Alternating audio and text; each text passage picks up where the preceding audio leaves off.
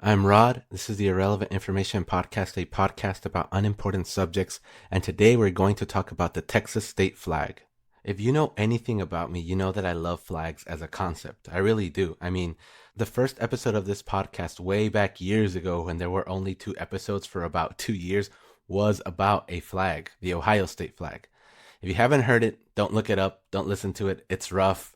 I had just started out. Give me a break. Anyway, I like flags. I could talk about flags all day.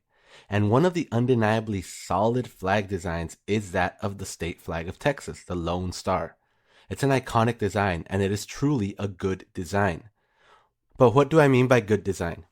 According to the North American Vexillological Association, aka the flag people, a good flag design adheres to 5 principles. Number 1, keep it simple. The flag should be so simple that a child can draw it from memory. Number 2, use meaningful symbolism. The flag's images, colors, or patterns should relate to what it symbolizes. Number 3, use 2 or 3 basic colors. Limit the number of colors on the flag to 3, which contrast well and come from the standard color set. Number 4, no lettering or seals. Never use writing of any kind or any organization's seal. And number 5, be distinctive or be related. Avoid duplicating other flags but use similarities to show connections. These are the rules for a good flag. Is a Texas flag simple enough that a kid can draw it? Yes, in fact I used to draw it all the time growing up. And for the second one, it has a lone star, which is a huge symbol of the state. It's 3 colors, which is perfect. There's no lettering or awful seals on it, unlike the flag of the city of El Paso, which is very bad. And aside from Chile, which actually came first, the Texas design is pretty distinctive. There's really no other design by it. So it should be my favorite flag too, right? I mean, I'm even from Texas, but it's not. The Texas flag is really nowhere near being one of my favorite flags, and it has everything to do with its history, which I don't think many people know.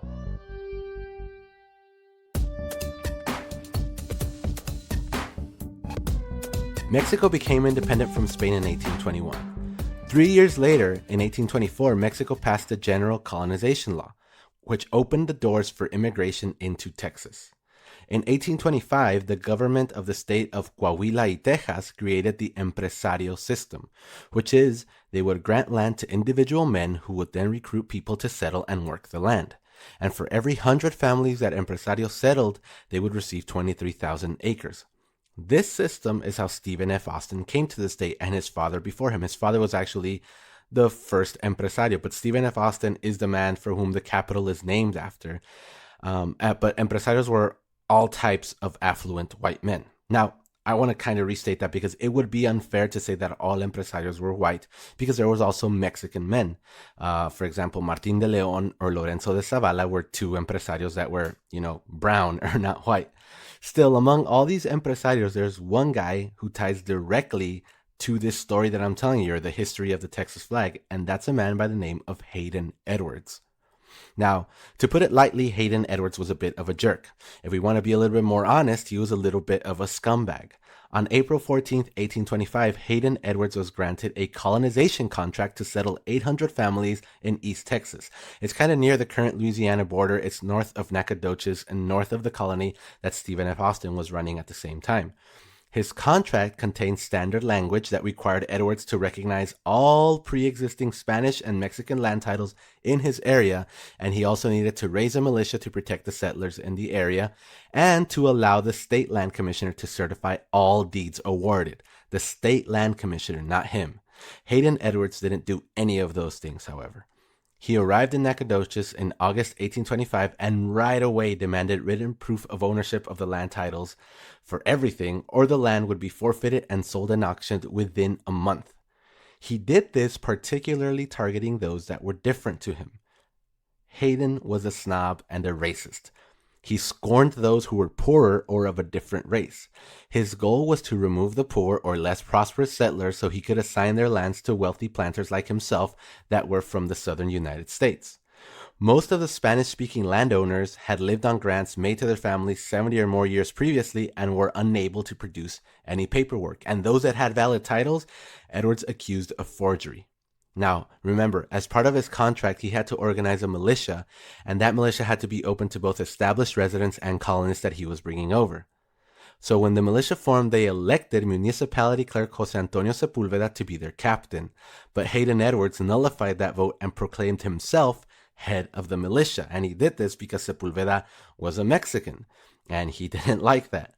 Then he, acting totally outside of his authority, called for elections of a new alcalde or mayor of the municipality that was neighboring his land grant. It wasn't even like Nacogdoches wasn't even part of his land grant. It was just the big city in the municipality next door. And he called for elections there because of mistrust or whatever. Edwards put his son-in-law up and stacked votes. He rigged the election so that his son-in-law would win, and it would have remained that way if not for the Mexican government stepping in. So this was pretty much a failed coup by Hayden Edwards. After this failed, he skipped Texas and went back into the United States, ostensibly to recruit more settlers, but the rumor was that he was going to the United States to raise an army. He left his younger brother in charge of the colony, which was full of people he had already upset, and without his strong hand there, the colony kinda really fell apart in a huge way. So after all of this racism and attempted coups and harassment of the old title holders and just really causing a ruckus and causing chaos, plus add to the fact that there was a rumor that Hayden Edwards was about to raise an army against Mexico, Mexican authorities revoked the land grant and ordered the Edwards to stay out of Mexico.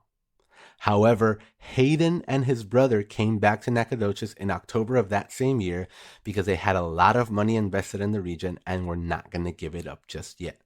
So remember, the empresario system was a way that the Mexican government was settling the land that was up there in Texas and up in the north. And Hayden Edwards is one of these empresarios, and he was really not a bad dude. He was a racist. He was picking on those that were poor. He was picking on those that weren't of his social circle or those that were like him. And he was doing a lot of weird stuff to the city next door. He was just a bad dude, and he was doing crazy things. So the Mexican authorities kicked him out and revoked his grant, but he didn't go away.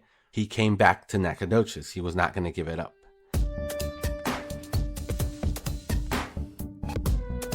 At the same time that Edwards was illegally in Nacogdoches, the rightfully elected alcalde, Samuel Norris, who was obviously a white man, ruled that Edwards had improperly taken land from an existing settler, aka a poor person, to give it to a new immigrant, aka one of his rich friends.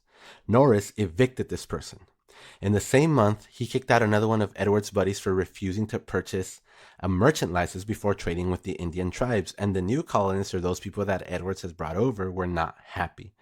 On November, more than likely stoked by Hayden Edwards, the local militia, which was 39 men strong, pretty much invaded Nacogdoches and arrested Samuel Norris, who's the alcalde, Jose Antonio Sepulveda, the municipal clerk, and the leader of the Mexican garrison of troops that was stationed there. It was a small garrison.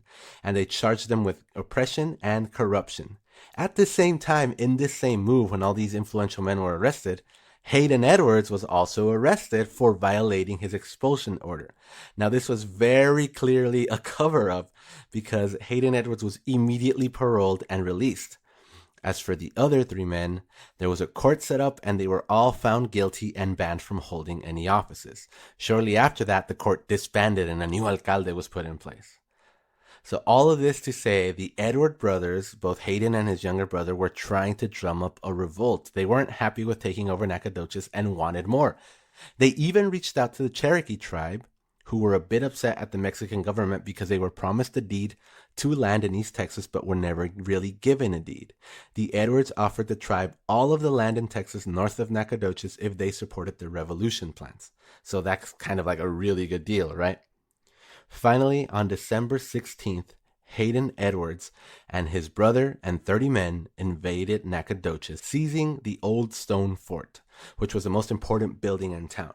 And 5 days later, they declared the former Edwards colony to be a new country, an independent republic, the Republic of Fredonia. The Fredonians signed a treaty with the Cherokee, and in recognition of this treaty and this new republic, a flag was hoisted above the old stone fort.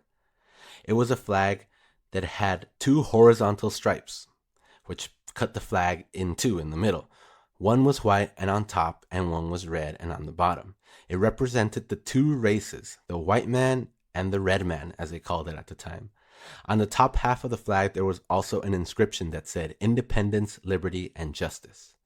So finally, we arrive at a flag, or the flag.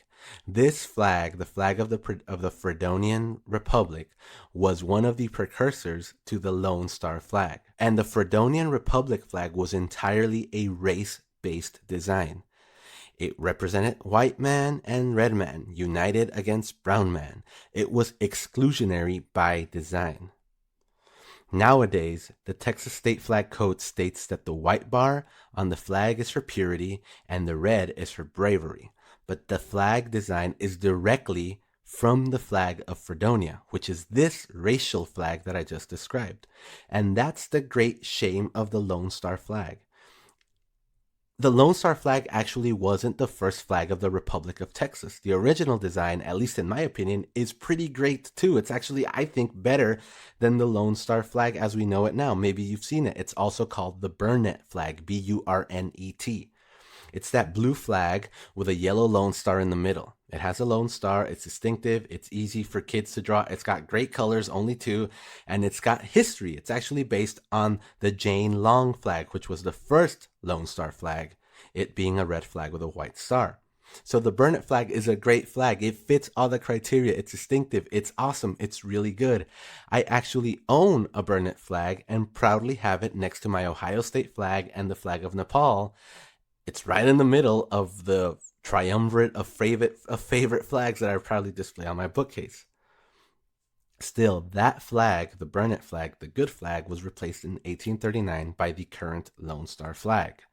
There's no really official statement as to why it was chosen, but I have to think it's because Hayden Edwards' Fredonian Rebellion and the Fredonian Republic is seen as the first act of the Texas Revolution, which led to the creation of the Republic of Texas. Still, this is a shame. It's a shame that this great design is tainted by this history. It's the history of a man who was racist and classist and overstepped his authority, entered a country illegally, and created a rebellion against a country which at one point openly invited him, against the wishes of the people living in the place he claimed he was freeing, might I add. That's what I see when I see the Texas state flag waving in the air, and that's why it can't be my favorite. I've been thinking a lot about the flag this week because I've been seeing it a lot. And the story of Hayden Edwards is in a lot of ways related to the story of El Paso. It's somebody who was an outsider to the community who never really cared about belonging and just wanted to impose his will upon it. And that's what the flag still represents. And that's what the flag is. And it's so weird that centuries later, that is still affecting this state. It's in our history. It's something that can't be denied. The Lone Star flag looks good, but it leaves a bad taste in my mouth. A taste that I just felt again this week. And I know this isn't like my normal episodes, and I know that I'm supposed to be talking about a flag, but really this country has a lot of issues to deal with that until we can face head on and admit that there is something wrong, that there is something evil, that there is something vile, that there is something twisted with ourselves and with our history, nothing is going to change. I hope that by listening to this, you can at least take that step with the Texas flag and see it for what it is. But if not, I hope at least you learned something.